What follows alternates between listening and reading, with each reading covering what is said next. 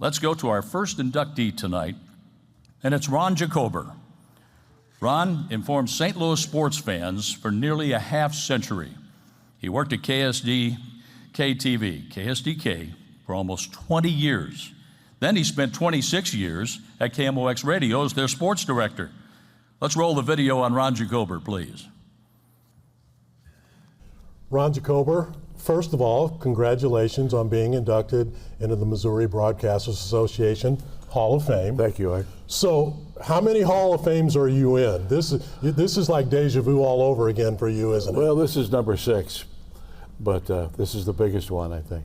If you're going to get a Hall of Fame in Missouri as a broadcaster, this is one you want. So, people in St. Louis know who you are because you've spent most of your career here. But there are going to be people attending who are from other parts of the state, right, and may not be familiar with your story. Can you give us an overview of your career? I tell people, young people, when I make speeches all the time, this was a completely accidental career. When I got out of college and out of the Army, I was in public relations, and I was at WIBV in Belleville. And the general manager said, "You've done some radio work, haven't you?" I said, "Well, not really." He said, "It's like a part-time job." I said, "When?" He said, "How about tonight?" And there was a man named Bob Hardy who was the big newsman in St. Louis at KMOX. Bob lived on that side of the river. And he heard me, and he called me, and he said, "Ron, I've been listening to you. We're looking for a part-timer at KMOX on weekends. Would you be interested?" That was like God calling me.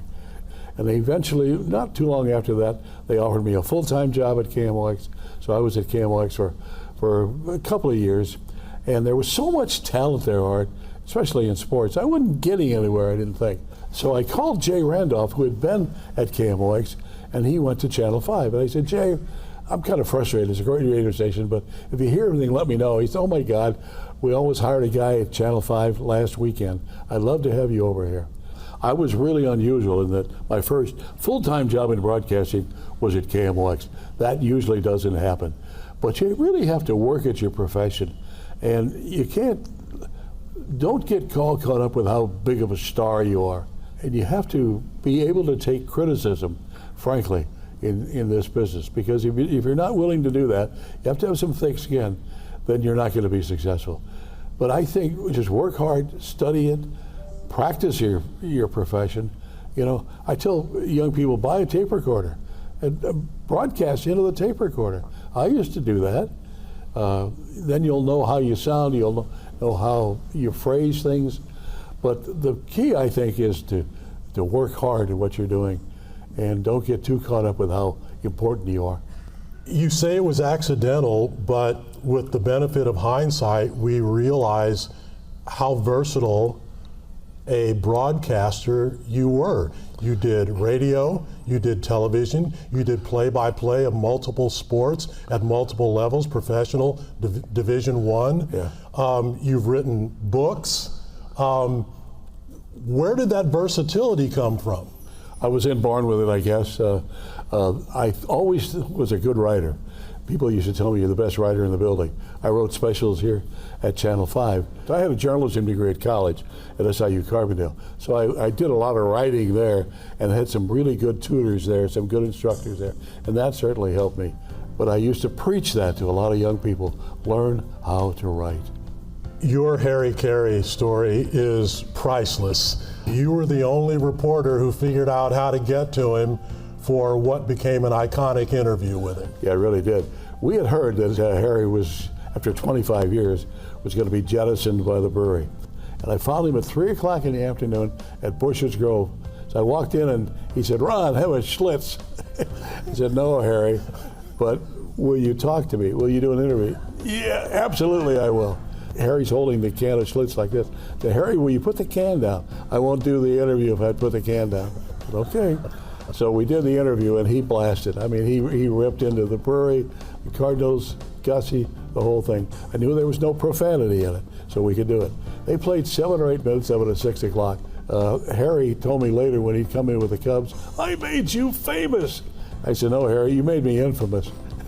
But it was one of the remarkable interviews that I've had. That, along with the Muhammad Ali interviews, were 2 of my favorite. No, seriously, Mohammed, the films of you before you retired, you look quicker than you do now. Look, Howard Cosell gets paid for being an idiot. What's your excuse? Mohammed, you know that's an old line. You used that the other day. It's an old line, but it works out fine. Because if you keep talking jive, you'll leave at 9. Ron, as you enjoy your retirement years, sum it up for us. What does this mean to you? Well, it means you did a pretty good job for a number of years, to tell you the truth. It means you were able to accomplish something that you really wanted to accomplish, that you've gone this far in an accidental career, nothing that was planned. But I had apparently an impact on a lot of people, because people would watch, they would listen. I've had so many compliments over the years. People said, I enjoyed what you did. And that's the best compliment that I can have, the best reward that I can have, that people enjoyed what I did. It was sports, yeah, but I reported it as a reporter, and I was not a cheerleader, but I really liked it when I could report wins and losses, to tell you the truth. But the response of the general public is what is the most reward for me. And a wife who put up with all this, believe me. She had to raise 2 boys, because I was gone all the time. There was a time when she met me at the mailbox with a suitcase full of clean clothes, and I gave her the suitcase of dirty clothes and went back to the airport. That's what kind of life it was. It was untraditional, no question about it, but you know what that's like. Well, count me as among the people who paid attention to what you did.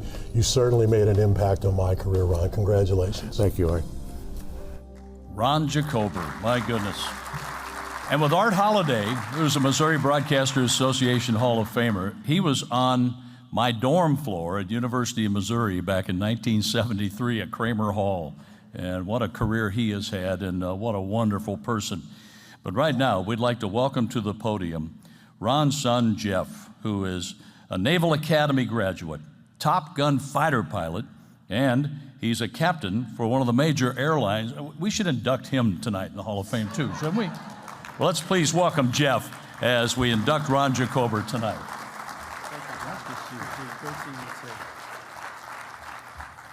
Well, thank you very much for this honor. It's a true honor for my family. Thank you to the NBA for including us in this prestigious award. My dad talks about how it was an accidental career. I don't know how much of that is accurate. I've heard the phrase, you create your own luck with hard work and preparation, and then you meet opportunity. And he had plenty of that. His work ethic was insane. He worked extremely hard. One of the 2 primary lessons I learned from watching my dad in his career was hard work. Work ethic is something that he's never lacked. And with that, anybody in broadcasting knows that can take a toll on your family. And he mentioned my mom, and I need to bring attention to my mom too, because frankly, she shares every reward that my dad's earned throughout the years.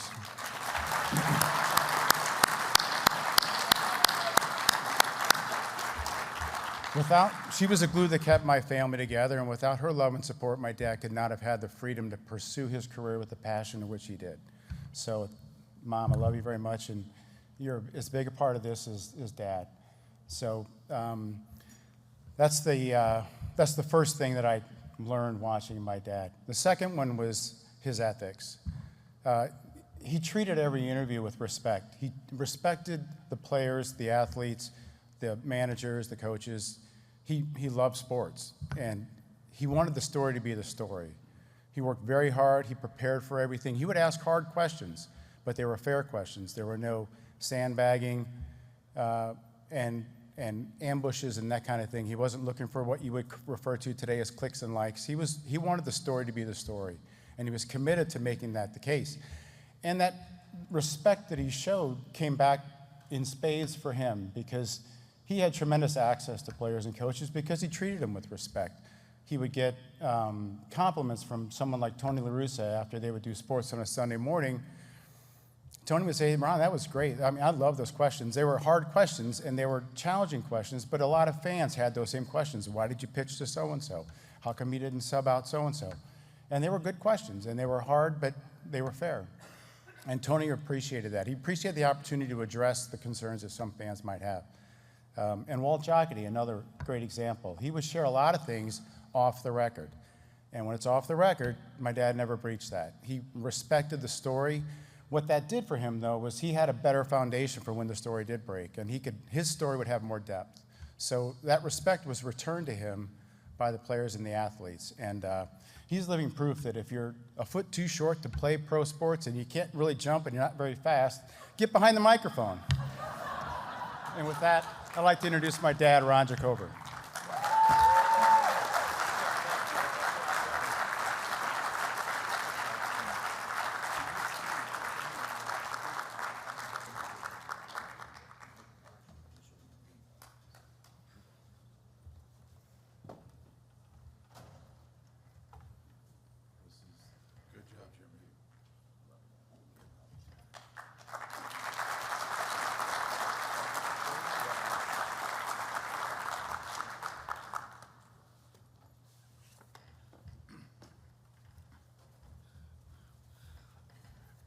I was a little slow as an athlete, but Jeff was really a good athlete. I figured my genetics created how well he did as an athlete. I mean, he played on state championship teams in high school. He scored the winning goal in the Army-Navy soccer game, for example. But I learned later that I was a foot short of being any good, so I always wore an athletic supporter just in case I grew up. And that qualified me to be a sportscaster. One quick story that I thought he was going to tell. In high school, I thought I was a pretty good baseball player, pretty good hitter. And there was a scout at one of my high school games. Now, he wasn't scouting me. He was scouting somebody else. But I had a pretty good day. I had 3 hits, I think, something like that. And after the game, he's sitting in these bleachers behind home plate in a small little baseball field, talking with some of the parents. And I walked up to him and he said, "Stop." I said, "Why?" He said, "I know what you're going to ask me." He said, "I had to time you from home plate to first with a calendar. So I think you should pick something else." So I guess that's why I became what I became. I want to introduce my family here because they were so great in coming. They came from everywhere, it seems. Jeff mentioned my mom. Well, he has a wife named Marilyn, and Lois and I think that Marilyn is the Energizer Bunny. She has more energy than any human being I've ever known, and she helped us big time over the last year when we moved. We have 6 grandkids, but 3 of them are in Europe, and they couldn't make it. In fact, I don't think they cared to make it, to be honest with you. But we have 2 of our great-grandkids here tonight. Mike is here. He's a proud graduate of Truman State. He teaches world history for a bunch of rowdy 7th graders. And Sarah is also here. 2 weeks ago, Sarah graduated from UMKC Medical School. She's now Dr. Sarah. So if anybody wants their eyes examined, she'll be in the back of the room after the performance here today. Sarah's best friend Heath is here. 18 years ago, when I was 18 years old, I should say, my mother called me aside and said, "Ron, we need to have the talk." And I said, "Mom, I don't need a sex talk. I'm 18 years old, okay?" She said, "No, not you, me. I'm pregnant." I said, "What? How can you? I'm 18 years old." Well, the end result was my wonderful sister, tough as nails, wonderful person, Lynn, is here tonight along with her husband, Ron. Way to go, Lynn. Of course, I mentioned just about everybody. Jeff mentioned a woman named Lois. When I was at Fort Gordon, Georgia, finishing a stint in the Army, somebody fixed me up with a blind date. And I wasn't terribly excited about it, but you know, what the hell? I figured, well, I haven't seen a woman in a long time because I'm in the Army. So this beautiful Southern belle shows up as my blind date. Now, we went out. I don't know what we did. What can you do in an Army base? You go to the bar or you go to movies or whatever. At the end of the date, I said, "Would you like to go out again?" She said, "I don't care one way or the other."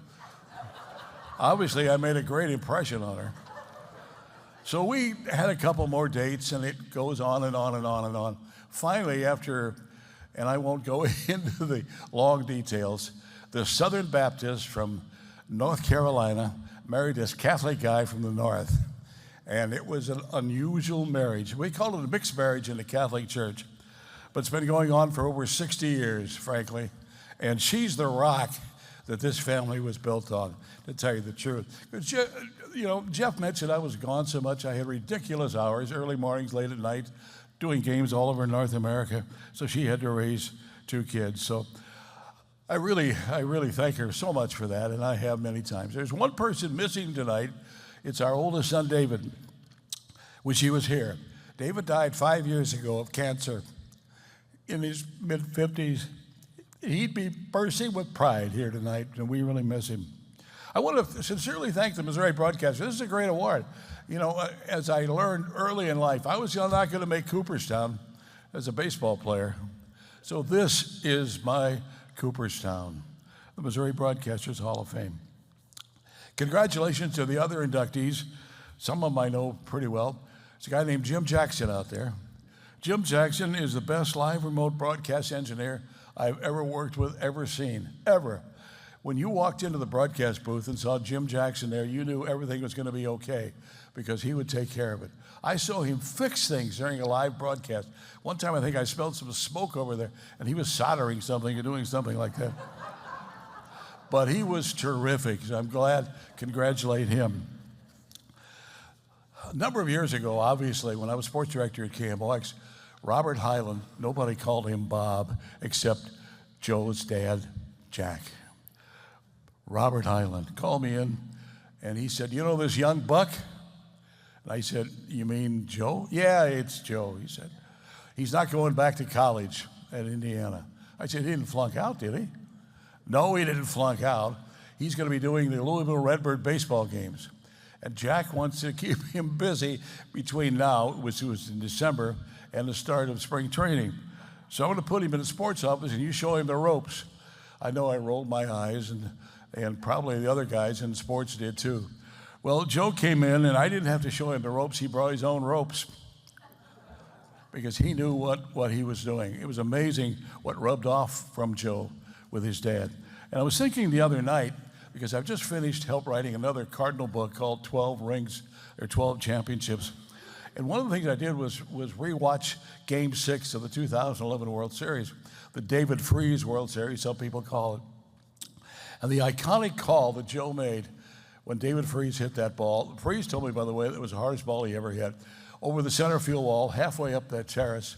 And Joe's call at the end was iconic because he the same call that his dad made when Kirby Puckett hit a walk-off for him out of the World Series. "See you tomorrow night." I'll never forget a great call, Joe. I started in public relations, and it was an accidental career. I had no idea of going into broadcasting, frankly, when I got out of college because I had a journalism degree. And very quickly, this is how it happened. We had a public service campaign, Drive Safely. School's open. And I was calling on radio stations trying to get them to play this public service thing. And the general manager at WIBV in Belleville said, "You've done some radio work, haven't you?" I said, "Well, not really." And then, "How would you like a part-time job?" And then he said, "Tonight." Well, I couldn't work tonight, but I came home and talked to Lois. I said, "We're not making a lot of money. This might be fun." Well, it was fun for me, but not for her probably. But I did work weekends there, and then that's how the Bob Hardy scenario came. He heard me, and 3 or 4 people have opened doors for me in my career, and every one of them was insightful. Every one of them was very significant in terms of what I've done over the last century.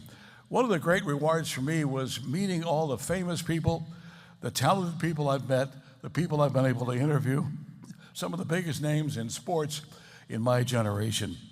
How did this guy from Highland, Illinois do this? How did this happen? Well, fortunately, it did. Muhammad Ali said to me one time, "Who are you, the local Howard Cosell?" He said, "Who are you, the local Howard Cosell?" I'm closing with this because the last time I talked to him, this is how he finished the interview. "I like your show, and I like your style, but your pay is so cheap, I won't be back for a while." He had to quote things. I found him a very charming guy until you turned the camera on or brought the microphone up. I'm going to finish by stealing a quote from Joe's dad, Jack. I heard him say this one time when he was being honored. It made a lasting impression on me. It makes me feel the same way. I believe it was Carol that asked Jack, what would you do? What would you say?